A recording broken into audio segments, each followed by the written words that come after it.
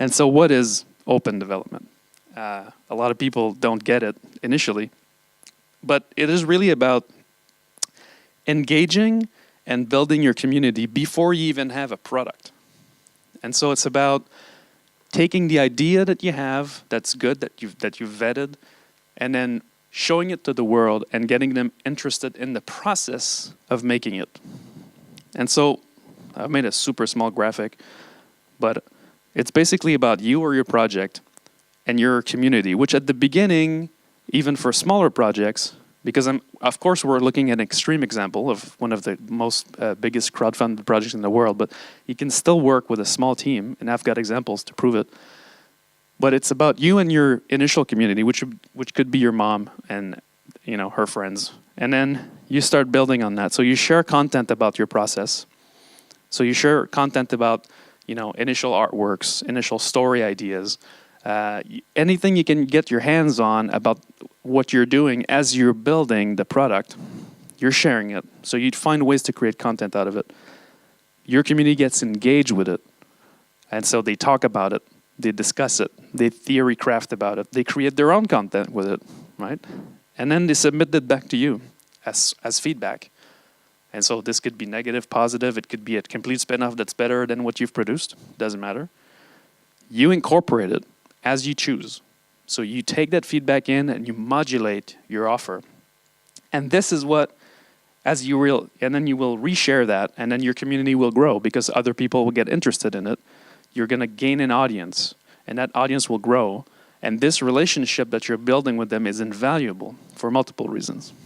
So this is, at the high level, what Open Dev is all about.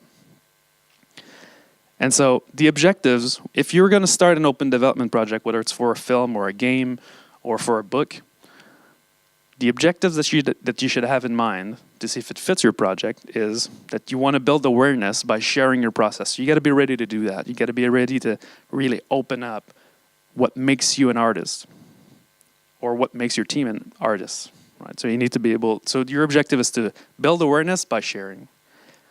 Your second objective is to connect with your audience by giving them a voice. So you have to be ready for that. But that's a really major objective of open development, as you say, I'm not sure exactly where I'm going, but I'm going to give a voice to my potential audience to modulate my vision and my product strategy. So as you get feedback, you can strengthen that vision because you can interrogate your community and ask them what they want directly if you want, or you can infer that from their feedback, and then you can change direction to make sure that it fits your core group, which is very important because that's the seed that will make this grow. Then it can also help you align your strategy. And I separate vision from strategy because you might have a very good vision on a project, but you have a really poor strategy to reach it, right? And so feedback will help you straighten that vision, but engaging with your audience will help you have the right strategy to reach them, to deliver your product to them. And obviously the last one is that you get your own company to mobilize, right? You can mobilize your fans to do something. You can mobilize them through contests. You can mobilize them to help you build something. In the case of a game, to help you test the game, to help you, define the next chapter of a story. And so this gives you a lot of power because normally you don't have an audience before you have a product. But with this model, you have it all along the way.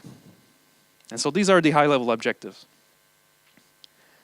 There's a series of values to respect as you do that. Now I'm talking with 4 years of experience now, so I'm trying to deliver that message as clearly as I can. But after 4 years of doing open development with a community that's been growing from 10,000 to 1.6 million, there are 4 values that I think that are really important if you're going to step into this. The first one is consistency. And so consistency in your message, consistency in your schedule, consistency in your quality, right, that you output. Just try to be the same. Try to be strong and consistent in everything that you do towards your community. The second value is recognition. So you're going to, as you share your process and you share your craft, you will gain recognition for it. Because the underlying truth to all of that is that your potential audience want to know how things are made. They want to know, like every game player that I know, every gamer, well, really wants to know how games are made, right? And that's a story in itself. And so recognition, you will gain that just by sharing what you're doing. But at the same time, you can give recognition to your community when they help you do it. And that fosters that bond that you have with them and will really make your project shine in the end.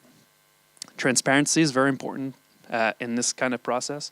So you can't go and start hiding pieces of what you're doing or, and be inconsistent towards your transparency. So you have to be very transparent with your community. If you're, I'm going to talk about dates, but if you announce a deadline and you don't meet it, don't go silent, just say it. We're not going to meet it.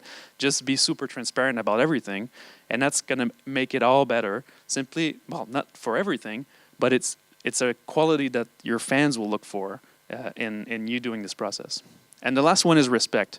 I've worked with many game publishers in the past for other projects, and we still do today. But that's one thing that has always been very different with Star Citizen than any other project, is that respect for the community is the first and foremost value. Chris and every member of the team, and I included, we are fans to start with, and then we are makers. And so we respect that community. We respect their opinions. We respect how they get involved. We respect them even when they go to extremes, right? And that's different than, publishers who are purely mercantile in their intent. And so respect is a very important value for this process to work.